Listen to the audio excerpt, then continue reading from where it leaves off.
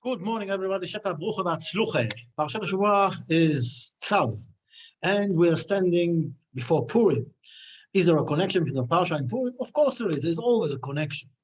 And one of the sacrifices in our Parsha is Korban Todah, which you can call it Thanksgiving of Am Yisrael. Like we can sacrifice to thank God. Usually it's something that will come for something that happened, good that happened to you, or in other words, you were saved from something. There is what we say today, what we say in Shul, is also instead of this Korban Todah. Korban Todah is saying thank you to God. Now, thank you to God about something good that happened to you. Says the Magid Medubna, there are a few things that we can put as, let's say, being happy about things and celebrating it is, first of all, is, of course, being saved, is winning something, which is another thing. You won, for example, in the lottery, and you give all your friends presents, and you say thank you to God. There is also the private miracle, that something good that happened to you personally, and there is the public, like, for example, Purim, which is the public. Now, what is the best of all those things? Of course, to be saved from a problem is not exactly the best thing. You don't wish your friends or yourself or your family that they will be in troubles, and then God will save them. You should also have this happiness. No, this is not something that you wish your friends.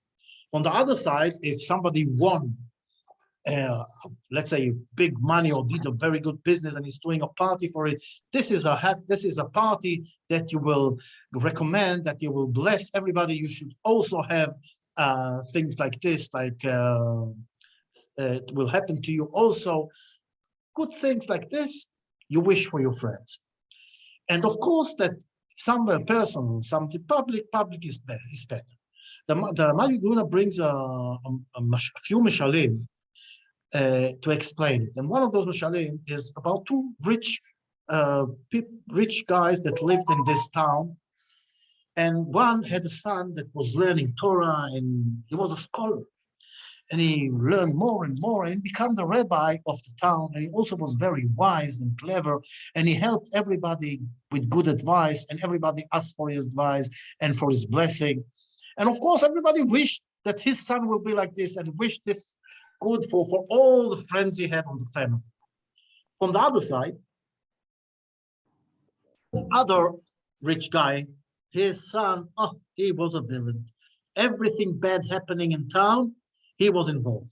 One day, they caught him, did something terrible, and he was, let's say, unfortunately, he had, how do you say, a verdict to be hanged.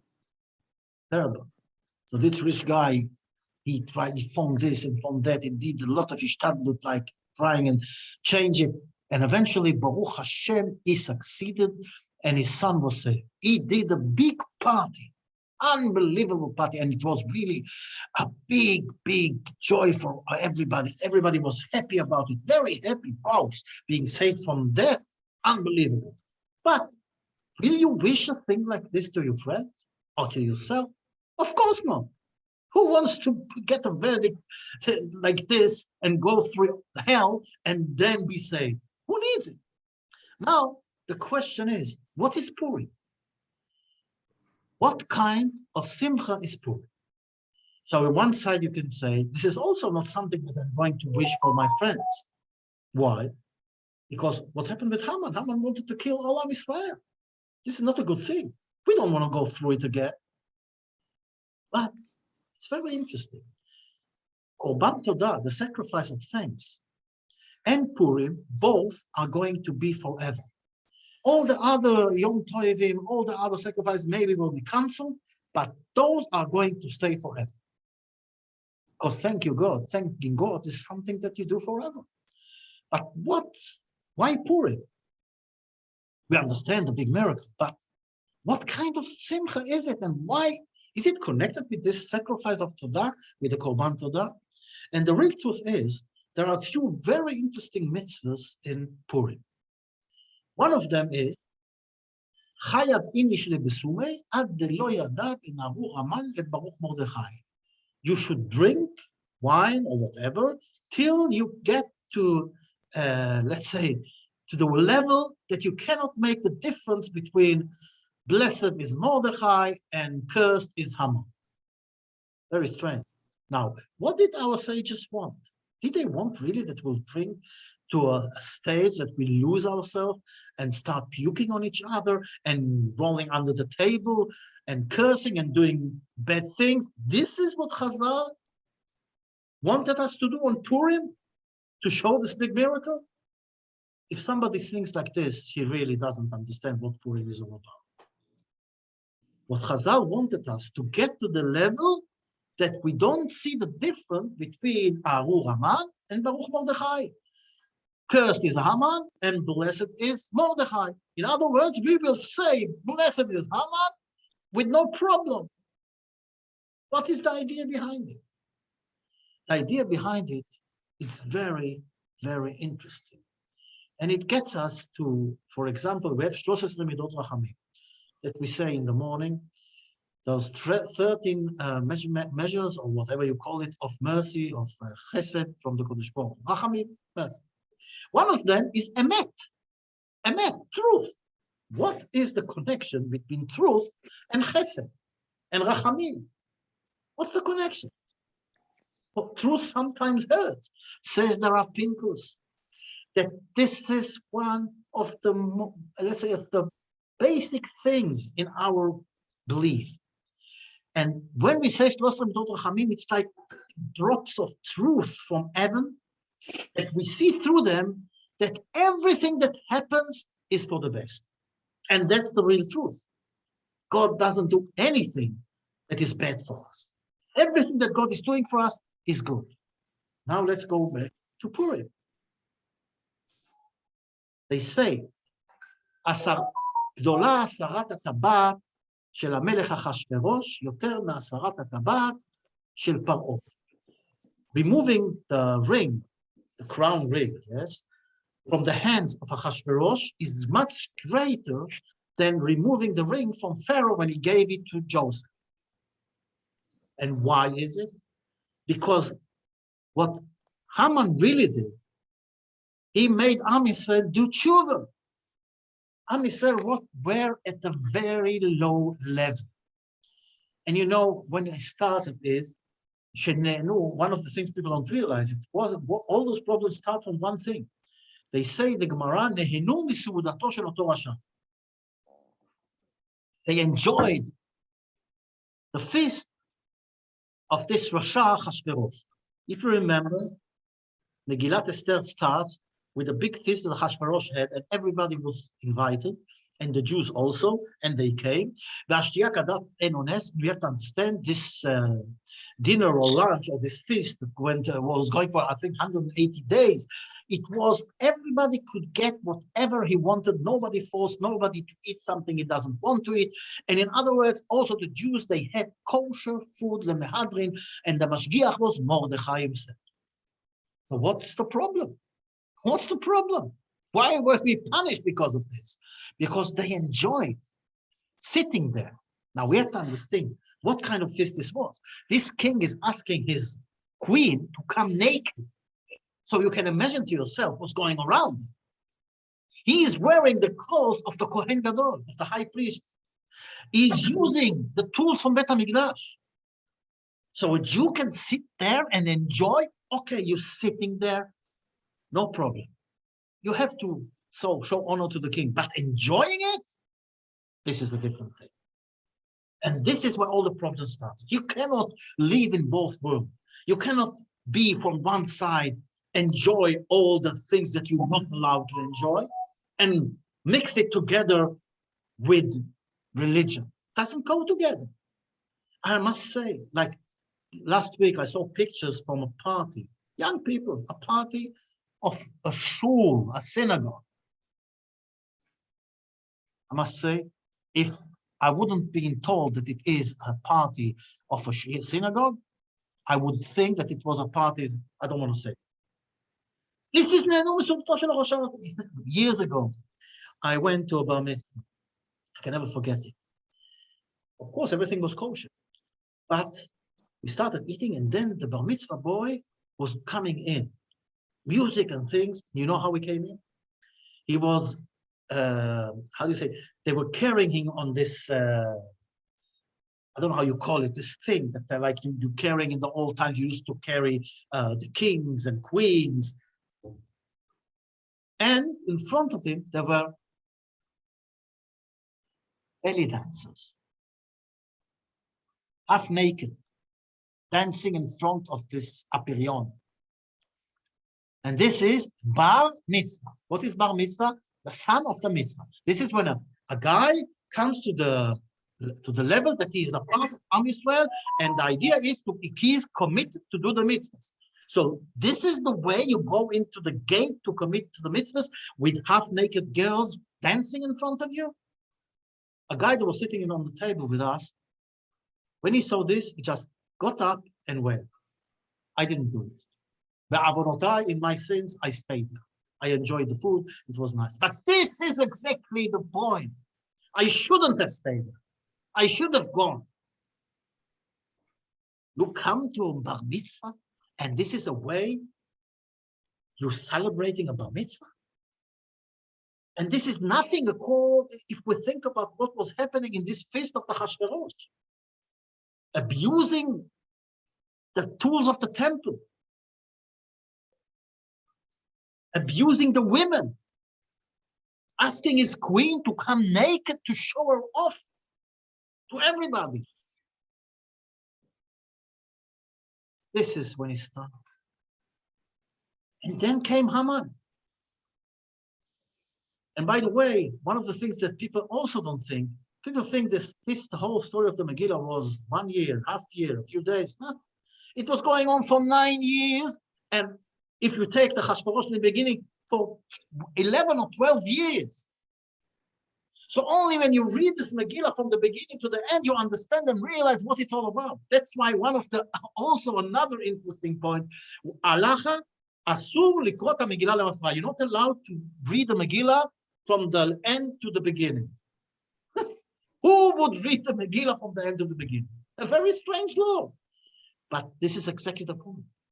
When you look at it, and you read it, and you understand that this is like a period of time, you cannot, if you don't connect the things together, you don't see the miracle. That's why it's called Megillat Esther. Aster, Astir Panai. It's Esther.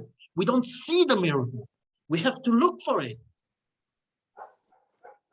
Rav Levinstein once, he said, exactly the same way was the Gulf War. If you remember the Gulf War, the same story. 70 years was the Soviet Union. The communists were ruling for 70 years. That's the whole story. And during those 70 years, it was the Cold War, which the states and also the Russians, they developed weapons. When the Gulf War started, a year before, the communism collapsed and all the walls were knocked down. Finished of the Soviet Union. And we sat here where this modern Haman, the Iraqi Haman, wanted to kill us. He threw missiles on Israel. Nothing happened. Miracle. And we did nothing. America fought for us. Like it's written, Hashem yilachem lachem ve'atem tachamishum. God will fight and you will sit quiet. And you know, if the Soviet Union, the communism was still on, and you had Brit HaMoatzot still existing, the Americans couldn't go into Iraq because Iraq was the ally of the Soviet Union.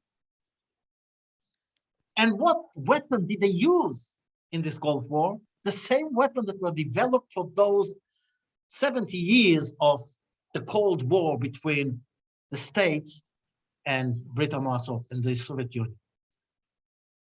In other words, if you take the story from the beginning to the end, you realize that it's all God doing, and that there's a big miracle here. Who could imagine that this regime, the communist regime, will collapse after 70 years? Exactly a year or 2 years, I don't remember, before the Gulf War, in order that America will use the weapon developed in those years to fight for us, Iraq. And we sit and do nothing. It's not a big miracle, but it is a miracle.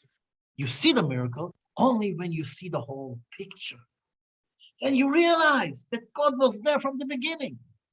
And that's exactly the story of the Megillah. And that's exactly the story that we have to really understand. And God is with us wherever it is, and whenever, at all times, God is with us. It's unbelievable. You realize this, and that's the mitzvah of Chayav Inish Lebesumu. Ad de lo yada. To get to the level to understand that whatever a man did is not bad. It's all good. The real truth behind everything is that whatever God does, and He does everything, He controls. Even now when we see what's happening in Israel and all those terrible things, God is behind everything. And we shouldn't be worried. This is God trying to tell us to tshuva. The same way as in Purim. And then comes the big miracle.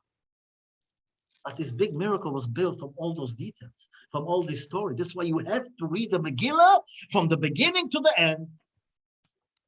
Not from the middle, not from the end to the beginning, but from the start to the end. So much to talk about. To realize that God does only good to us. For example, in the beginning of the week, I didn't know what Torah to write on for this Shabbos.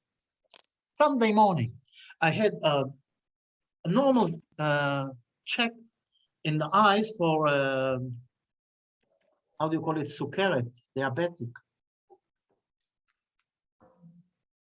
To look if I have the sukkeret. I don't know how you say it in English. Anyway, I didn't want to do it. And I was postponing it for, I think, 3 or 4 times. And my wife told me on Sunday morning, you have to go. You have to go to do this check. Who knows? Maybe you have sukkeret. Maybe you have this terrible disease. You have to see if everything is okay. So I went. And normally it would take half an hour, and that's it. This time took 2 hours. Again, he's checking and again checking, putting this liquid in and this thing in. And then at the end, they said, okay, Baruch Hashem, no sukkeret. It's got no problem with the diabetic. You've got everything is okay, it's balanced. But I see something, I'm not sure. Something wrong with the right eye. Something is torn there. And it's not from now, it's an old thing. I'm sending Noyao to the hospital, to emergency. Well, that's what I need now. And I'm sitting in the car because you cannot just right away drive because you've got those drops in the eyes and they make you not see. And I'm thinking, I said, you know what? I'm going to leave it. I don't need this. I've got 24 hours, maybe I'll do it tonight. And then I said, you know what? Let's finish with it. Okay. So I'm driving to Bet Holy Meir. And believe me, this is a torture. This is a torture. Send me here, send me there. You wait here, you wait there. It took hours till they did another examination. Then I had to wait again for the doctor. And I was saying, what did God do to me? Why do I need this? I have to get to work. I have to do things. What's going on here? Eventually, cut the long story short, because it was a long time. And I learned a lot, the behavior of people around me. And really, it was really terrible. Look. Anyway, I get into the doctor and she checks. He says, you know what? Yes, there is a problem. And on the spot, they did me a laser operation in the right eye and sent me home. Now, my wife told me that for an operation like this, normally you have to wait sometimes for months. And then If you don't do this, chas v'sholom, who knows what's going to happen to your eye? So, was it good or was it bad?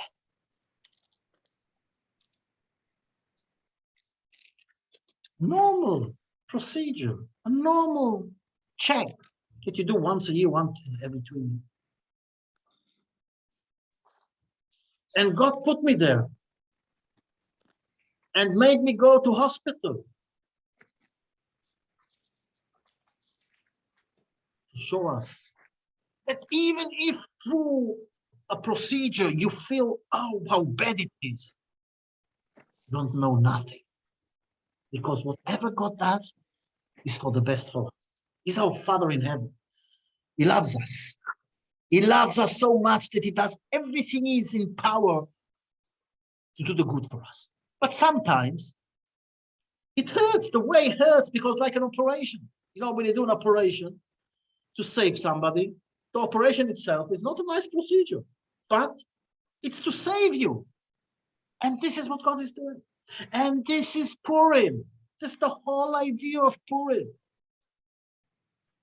This is why Am Yisrael realized that whatever our sages say, they have to accept and be joyful on it. Because what they say that also in Purim happened, that they accepted the Torah Sheba'al Peh, the oral Torah, with love. Ki'imu v'kiblu. On Matan Torah, on Sinai, it says, Na'aseh v'nishma, says we'll do and we'll hear. So one of the expressions is we will do whatever God is telling us now. But the oral Torah, what our Chachamim are going to say, we will hear and then decide if to do or not. Kafa alem al tigigit. He forced them to receive the Torah with the oral Torah, whatever. But still, on Purim, when they saw what Mordechai and Esther did, they realized that whatever our sages, our Chachamim telling us, this is Torah Sheba'al Peh, this is the oral Torah, we should listen because they know better. And whatever they say is for the best of us. This is when they accepted the Torah Sheba'al Peh. And this is also a part of the big Simcha. And there is another thing. Another few strange mitzvahs. The Megillah we understand. We have the Sudat Purim. And then we have Matanot La'evyonim, Mishloach Manot, Ish Lere'eu, present to the poor, gifts to the friends, and sitting together and having a dinner. What do you think it's all about? That's the power. To love each other and to do it together. This is why on Purim, you send presents to your friends and you to the poor, and you sit and you bring the whole family to Sudat Purim. Be together. You know that the sacrifice that is mentioned in our Parsha, the thank you sacrifice, is only allowed to eat one night, one day. One day. Next day, you're not allowed to touch it. It's finished. And it's the sacrifice that comes with the biggest portions. 10 breads like this, 10 like this, 10 like this. And this, you have to finish in one day. Why? Because the idea is that you don't do thank you alone. You're thanking God and you invite all the family and all the friends together to eat and to finish off this unbelievable great sacrifice. So we see in all those details the beauty of the Torah telling us you have to see and realize that whatever God does is for the best of us, even though if sometimes it doesn't look it. And when you realize it, you have to get to the level to understand and realize that Haman and Mordechai are the same. They are all for the good of us from God. And then celebrate together. Because the power of Am Yisrael is to be together. I hope that we all will, Be'ezrat Hashem, celebrate this Purim with joy, understanding that everything is for the best. And do it together. Be together, all of us. And if we have to do tshuva, and everybody has to do tshuva. And Be'ezrat Hashem, this will be our day of Geula. All the best, and a froiliche Purim to everybody. Simchas Purim. Toda Rabba. Bakasha, all the best.